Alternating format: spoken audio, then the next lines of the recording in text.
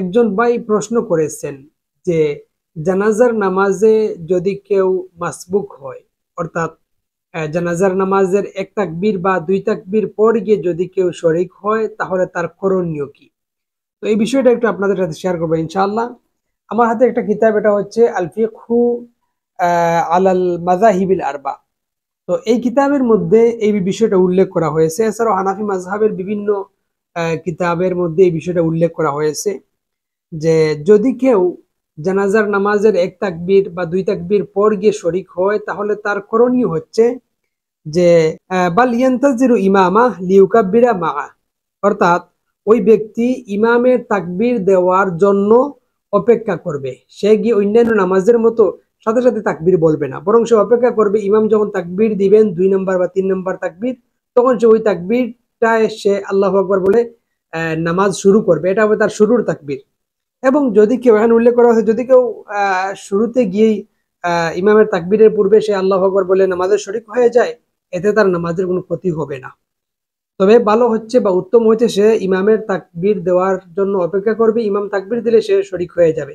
এবং যখন ইমাম সাহেব শেষ করে সালাম ফিরিয়ে নেবেন, তখন ওই ব্যক্তি তার বাকি ছুটে যাওয়া যে তাকবীর, ওই তাকবীরগুলো দিয়ে সে তার নামাজ শেষ করবে সালাম ফিরিয়ে।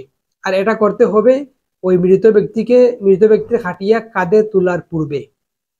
আর যদি দেখা যায় যে তাকবীর দেওয়ার বাকি তাকবীরগুলো দেওয়ার পূর্বেই এই মৃত ব্যক্তির খাটিয়াকে কাঁধে তোলা হয়ে গেছে, তাহলে ওই ব্যক্তি কি করবে, সালাম ফিরিয়ে নেবে। আর নতুবা ইমামের সালাম ফিরানোর পর সাথে সাথে সে বাকি যে তাকবীরগুলো ছুটে গেছে ওই তাকবীরগুলো দিয়ে সে সালাম ফিরাবে। তবে ওই সময় তাকে আর কি করা লাগবে না, তাকবীরের যে দোয়া আছে ওই দোয়াগুলো তাকে পড়া লাগবে না, শুধুমাত্র তাকবীর দিবে। আর যদি সময় পায় তাহলে সে পড়তে পারে, তবে ওই সময় পায় না, পাওয়া যাবে না। এই হিসেবে আল্লাহ বাদাইউস সানাই কিতাবের মধ্যে উল্লেখ করা হয়েছে যে আমরা শুধু দোয়া ছাড়াই শুধু তাকবীর দিয়ে আমরা সালাম ফিরাবো। এখন আসেন, অনেকে প্রশ্ন করতে পারেন তাহলে আমি গিয়ে যখন শরিক হব তখন তো আমি তো আর শুনবো না যে ইমাম সাহেব কত নাম্বার রুকুতে এই তাকবীরে আছেন বা কত নাম্বার দোয়ায় আছেন, তো আমি কি করব। এ বিষয়ে এই হাসিয়াতু তাহতাউই আলা মারাকিল ফালার মধ্যে উল্লেখ করা হয়েছে যে আমরা এই শোনার চেষ্টা করব। যদি আমরা শুনতে পারি যে এই তাকবীরে এই দোয়া পড়া হচ্ছে, তাহলে আমরা ওই দোয়াটা পড়বো ইমামের সাথে। আর যদি আমরা পড়তে না পারি, এই শুনতে না পারি, তাহলে আমরা গিয়ে কি করব, আমরা শুরু থেকে প্রথমে সানা, এরপর দুরুদ, এগুলো পড়ে আমরা ধারাবাহিকভাবে চালিয়ে যাব। আর শেষে ইমাম যখন সালাম ফিরাবেন তখন আমরা শুধুমাত্র তাকবীর দিয়েই আমরা নামাজ শেষ করব।